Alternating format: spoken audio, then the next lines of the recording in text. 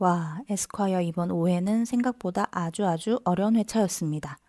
보기에 거의 똑같은 두 그림에 대해 유명 작가와 무명 작가 중 누가 원작자이고 누가 표절한 사람인지를 판가름하는 재판 내용이 줄을 이뤘었죠.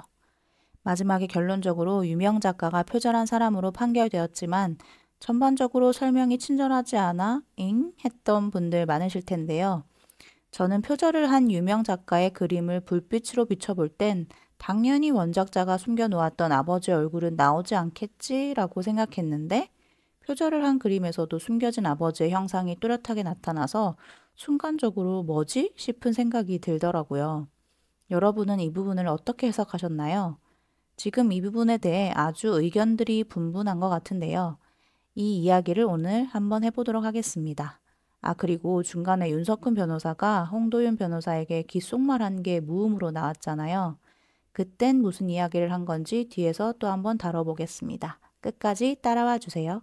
자, 먼저 그림 카피 사건에 대해 제 나름대로 결론을 내린 것은 유명 작가가 모작을 한 것이고 비록 잘못을 저질렀지만 숨어있는 그림까지 완벽하게 그려낼 만한 엄청난 실력자였다는 것입니다. 일단 원작자는 일반인의 경우 보통 100만 가지 색을 볼 수 있는 반면 테트라크로메시라고 해서 1억 가지의 색을 볼 수 있는 절대 색감의 능력자였습니다.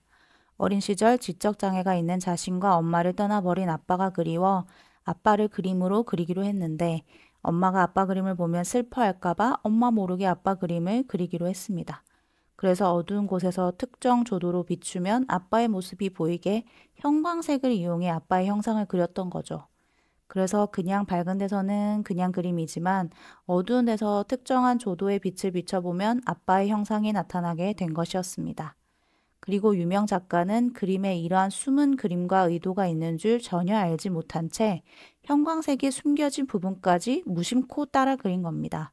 그는 겉으로 드러난 색과 형태만 모작했다고 생각했지만 실제로는 보이지 않는 패턴도 그대로 따라한 거죠.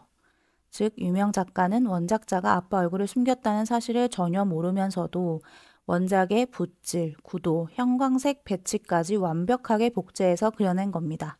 그도 그림 하나에 3억에 팔 수 있는 능력을 가진 엄청난 실력의 작가이기 때문에 가능했던 겁니다. 그리고 제가 다시 돌려보니 막상 유명 작가의 작품에 빛을 비춰보았을 때 나타나는 아빠의 형상은 원작자의 것만큼 그렇게 또렷한 형상은 아니었던 것 같아요.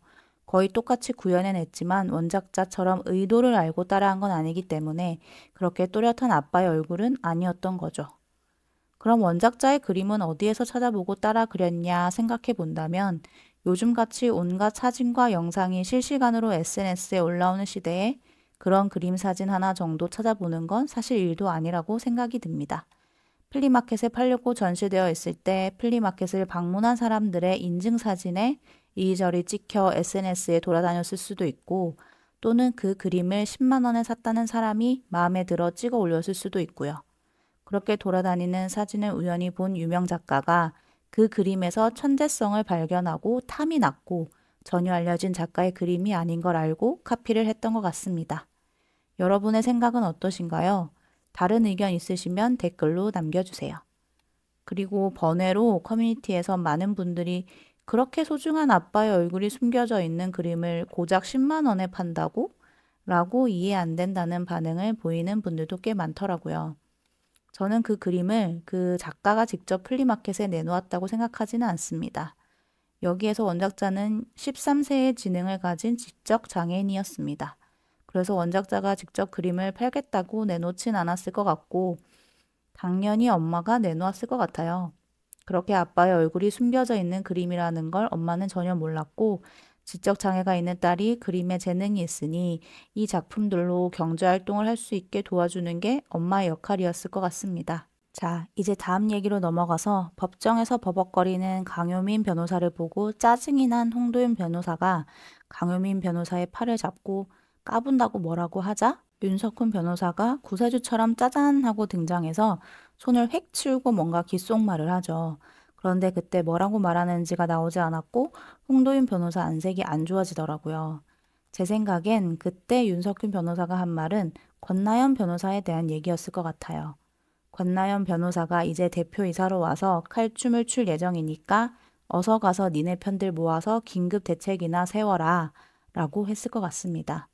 드라마 마지막에 고 대표 아들의 모함으로 좌천되었다던 권나연 변호사가 대표이사로 선임되어 강렬하게 등장을 했는데요. 그때 보면 고 대표 아들을 비롯해 다른 변호사들은 처음 알았다는 듯 놀란 토끼 눈을 하고 있어요. 그런데 보면 윤석훈 변호사 표정은 담담하니 다 알고 있었다는 표정이었거든요. 그래서 제 생각엔 이전에 고 대표가 윤 변호사에게 대표직을 제안했을 때 저는 대표님을 위해 칼춤을 출 생각이 없다고 고사를 했었잖아요. 그때 제대로 칼춤을 쳐줄 사람은 권나연 변호사밖에 없다고 자신의 옛날 사수를 대표이사직에 추천했을 것 같아요. 그리고 권나연 변호사가 진짜 대표이사직을 수락하고 그걸 미리 윤 변호사에게 내가 다시 돌아간다 라고 말해두었을 것 같고요. 앞으로 권나연 변호사가 윤림에서 어떻게 칼춤을 추고 또 어떻게 월급 루팡들을 다룰지 기대가 됩니다. 새로운 인물의 등장으로 6회가 아주 기다려지는데요. 자, 저는 그럼 에스콰이어 6회 보고 또 재미있는 내용 잘 정리해서 오겠습니다. 오늘의 내용이 흥미로우셨다면 구독과 좋아요, 알림 설정 꼭 부탁드립니다.